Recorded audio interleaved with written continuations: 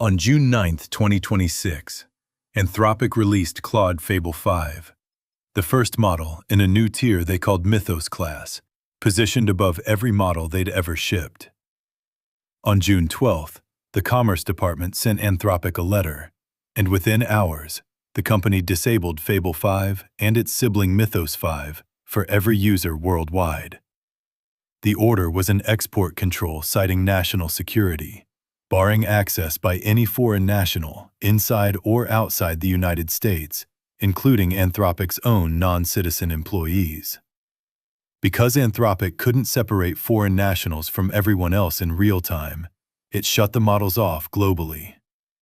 Every other Claude model, including Opus 4.8, stayed online.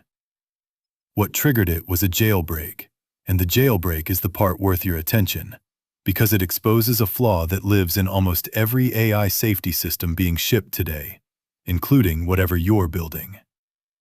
Start with the architecture, because it's the whole story. Fable 5 and Mythos 5 were the same underlying model. The raw brain was identical. The difference was a layer of armor on top of Fable. Mythos was the unfiltered version, restricted to a handful of trusted partners. Fable was Mythos with a safety harness, and that harness was a classifier, a separate, smaller model that reads each request in real time and scores how dangerous it is. When a prompt touched cybersecurity, biology, chemistry, or distillation, the classifier intercepted it and rerouted the request to a weaker model, Opus 4.8, instead of letting Mythos answer. Anthropic says this reroute fired in under 5% of sessions. A gatekeeper model standing in front of a genius, deciding which questions the genius is allowed to hear. Here's the trick that walked past the gatekeeper. By Anthropic's own description, the jailbreak was, in essence, asking the model to read a specific codebase and fix the software flaws in it. Read this code, find the bugs, patch them. That request unlocked Mythos's cybersecurity capability straight through Fable's guardrail. The technique that erased a flagship model overnight was, functionally, code review. This is the core lesson, and it generalizes far beyond Anthropic. A safety classifier screens content. This attack didn't target content, it targeted intent, and intent is invisible to a classifier. Consider what "find the vulnerabilities in this code and fix them" actually is. To a defender, it's the most legitimate request in software, what every security team does daily. But finding a vulnerability to patch it and finding the same vulnerability to weaponize it are not two operations. They're the same operation. The model does identical work in both cases. The only thing that differs is what the human does next, and the classifier can't see what the human does next. It sees the words, and the words say, "Help me fix my code." That's a structural blind spot, not an oversight. Any dual-use task, where the helpful version and the harmful version are the same action separated only by intent, is a place a content filter is permanently blind. You can't patch it, because there's nothing in the content to catch. The proof that this is structural and not sloppiness.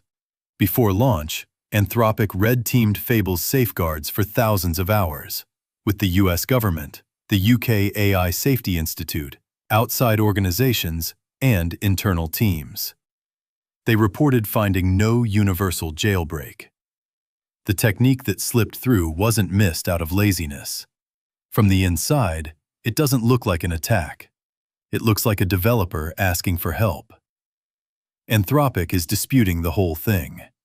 They argue the bypass was narrow, not universal, meaning it cracked one specific capability in one case, rather than defeating every safeguard. They say it surfaced only minor, already public vulnerabilities, the kind any model, including GPT 5.5, can find, and that security professionals use daily. They called the takedown a likely misunderstanding, and warned that recalling a model deployed to hundreds of millions of people over one narrow vulnerability applied as an industry standard, would halt frontier launches across the sector. The government moved anyway. As of now, both models remain offline, refunds are going out, and this stands as the first government-forced takedown of a publicly deployed frontier model. Now make it about you, because you're probably not shipping a Mythos-class model, but you're likely shipping a guardrail. An AI support agent, a content tool, an internal copilot, a coding assistant.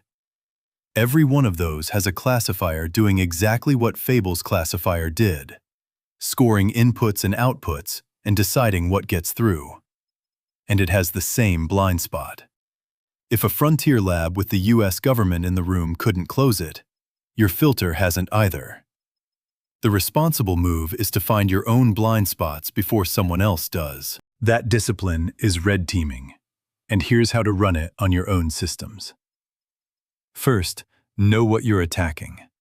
Your guardrail is almost certainly a classifier, a scoring step that reads a request, assigns a risk score, then allows, blocks, reroutes, or rewrites it.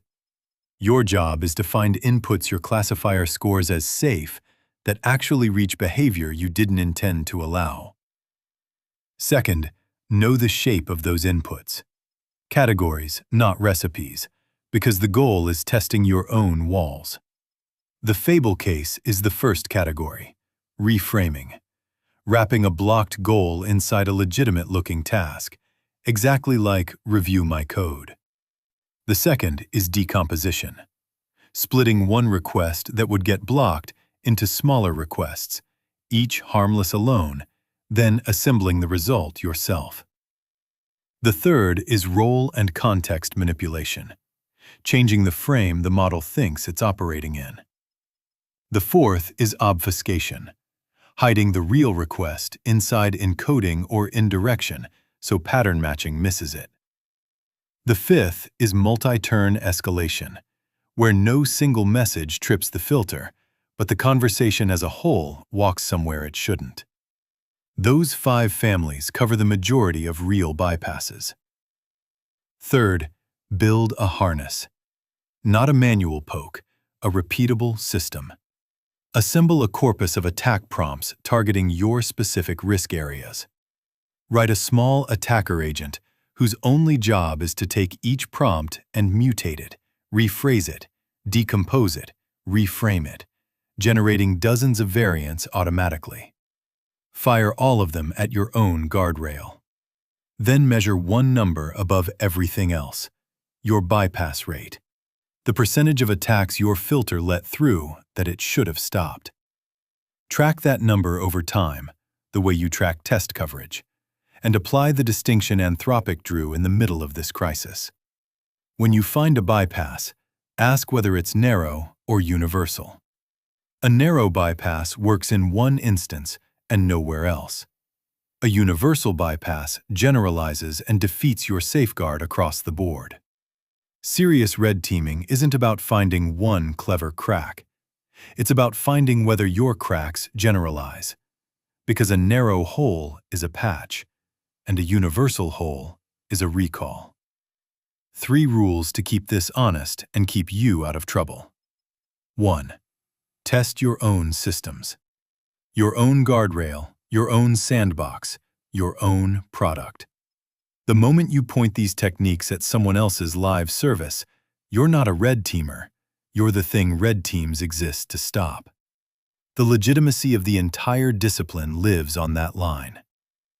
2. A passed test is not a safe system. 0 bypasses means your current attacks didn't work, not that you're secure. Fable's team passed thousands of hours of testing and still got caught by a code review prompt. Absence of a found exploit is never proof of safety. 3. Some blind spots can't be filtered away, and you design around them instead. If your AI does anything dual use, where the helpful and harmful actions are identical, no classifier fully saves you. The answer there isn't a smarter filter, it's a different architecture.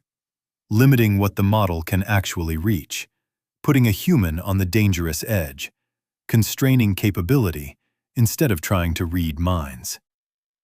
The bottom line: the most powerful model on Earth was taken down not by a hack, but by a question it had no clean way to refuse.